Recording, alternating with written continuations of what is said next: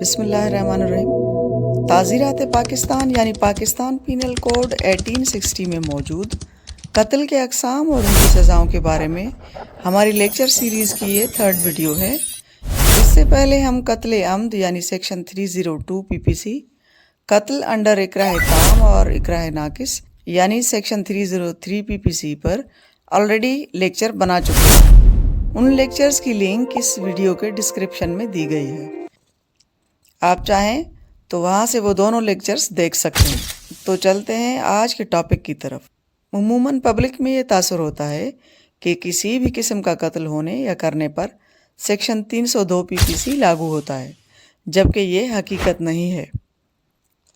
Pakistan penal code میں قتل کے جو سیکشنز ہیں ان میں سیکشن 302 قتل عمد، سیکشن 303 قتل انڈر اکراہ تام اور اکراہ ناقص، سیکشن 316 قتل شبہ عمد، سیکشن 319 قتل خطا، سیکشن 320 قتل خطا بائی ریش اور نیگلیجنٹ ڈرائیونگ، سیکشن 322 قتل بسبب، سیکشن 396 ڈکیتی ود مرڈر یعنی ڈکیتی کے دوران کیا گیا قتل، section 100 murder in self defence یعنی خود کے دفاع یا بچاؤ میں کیا گیا قتل وغیرہ شامل ہیں۔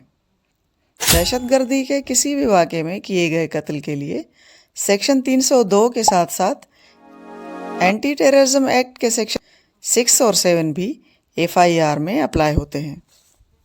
اس ویڈیو میں آج ہم بات کریں گے قتل شبہ عمد کی، جو کہ ڈیفائن کیا گیا ہے سیکشن 315 PPC میں اور اس کی سزا سیکشن 316 PPC میں دی گئی ہے۔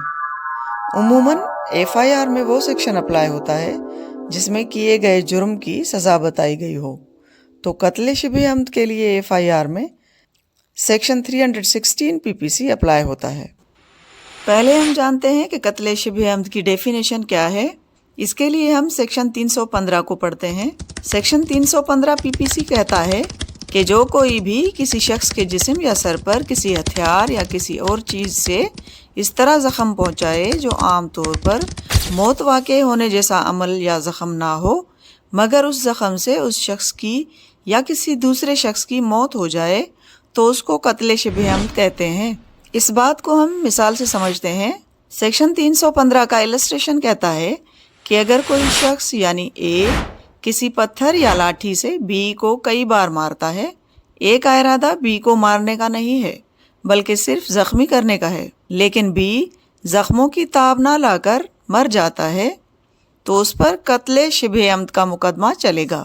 قتل شبہ عمد کی سزا سیکشن 316 کے مطابق پیمنٹ آف دیت ہے یا 25 سال تک قید کی سزا بھی ہو سکتی ہے۔ دیت ایک قسم کا کمپنسیشن یا معاوضہ ہوتا ہے، یعنی دیت کی صورت میں ایک رقم مقتول کے ورثاء یا لیگل ایئرز کو پے کی جاتی ہے۔ دیت، عرش، دمن اور تعزیر کو ہم کسی اور ویڈیو میں ضرور ڈسکس کریں گے۔ آج کے لیے بس اتنا ہی۔ اگر آپ کو میرا ویڈیو اچھا لگا تو لائک، کمنٹ اور سبسکرائب کرنا نہ بھولیں۔